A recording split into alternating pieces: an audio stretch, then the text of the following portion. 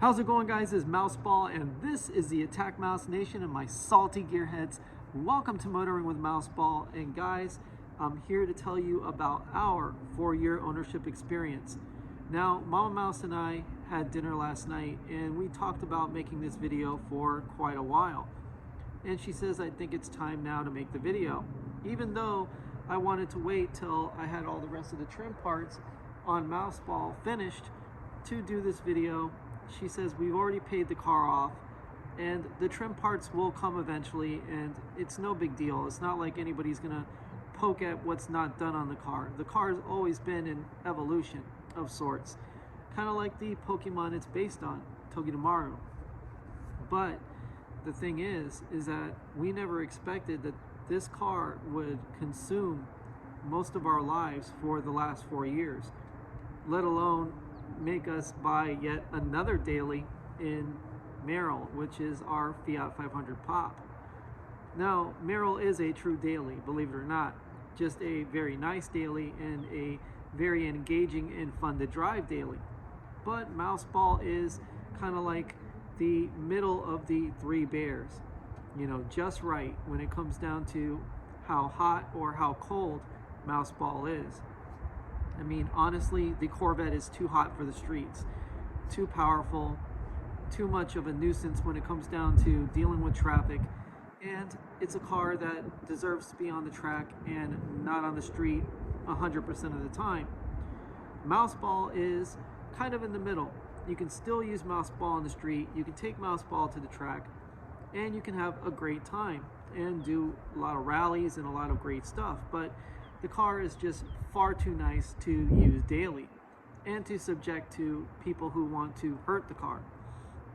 So with Merrill's already got dents, Merrill's already got, you know, little nicks and scratches. I mean, Merrill's not in the best shape, but Merrill's nice enough to do stuff too. And that's kind of like the happy medium we have with the 500 Pop, is that it's not fast enough to where it becomes a all-consuming money pit, but at the same time, it's not slow enough to where it's boring.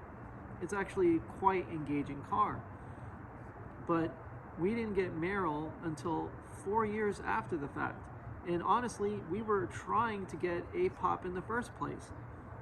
And this is pretty much how it started. You know, my nephew, he needed a car to drive. And the thing is, he was just turning 16, you know, bordering on 17 and getting his driver's license. And like all young guys, well, I pretty much spoiled him with rides in the Corvette, so he wanted a car that he could go fast in. The thing is that like the, you know, older and wiser person that I've become, I was like, hey, you know what? You really can't run around in a fast car. You're gonna have a accident eventually, because all of us eventually get into an accident one time or another in our lives, and you're going to end up having a lot of problems because you're going to get tickets, because obviously the police are looking for revenue. And who do they target the most? Well, young people, because it makes the most sense. They don't have their brains fully developed, and they're usually hot-headed and want to do things that are exciting and on the edge of insanity.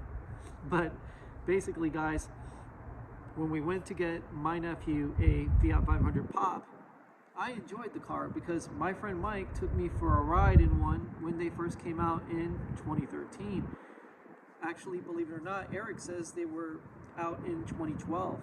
So that was something I actually didn't know about the modern Fiats, is that they actually showed up in the States in 2012.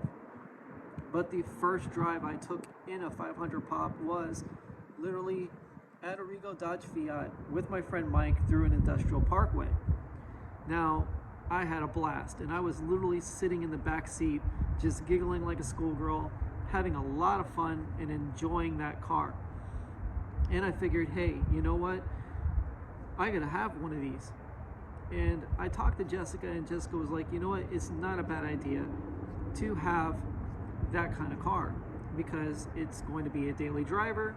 It'll be a nice little daily driver, and you know what, if we can find one used, fantastic. Well, believe it or not, there was an ABARTH on the lot, a Bianco Perla white ABARTH with red stripes, the lipstick red interior, the full Bose audio sound system. The car was awesome. And my nephew pointed it out, and once the salesman turned the key, that was it. I knew that that was the car. But unfortunately, the car was spoken for. So we tried, getting the paperwork done to get my nephew into the pop. Now, of course, I gave him some stipulations on what it would take for me to co-sign for that car, and he didn't want to agree to it. And plus, he felt that it wasn't a car that he wanted in the first place. So a few months passed, and Mama Mouse was like, hey, you know what, your credit score came back really high, and you know what, you could actually get yourself a car. So me and her talked about possibly getting me a daily driver, because at the time Jasmine was anywhere in the area of 600 plus horsepower and almost 647 foot-pounds of torque. So basically Jasmine was an animal and a car that we could not drive daily. Well, after going out and looking at the 500 pop and enjoying it so much, and obviously my girlfriend wanting me to learn how to drive a manual, well, the easiest car to learn how to drive a manual in is a Fiat, which, believe it or not, it is, due to its dual mass flywheel. Now, the wonderful part is that we actually found an ABARTH that was $13,000, and it was cheap, and it was all the way in Orlando. So guys, I'm gonna end it right here, and we're gonna go to part 2 of the story. And guys, stay happy, stay healthy, stay wealthy, and remember, when you have Mouseball, you have one hell of a car. Take it easy, guys. Mouseball out.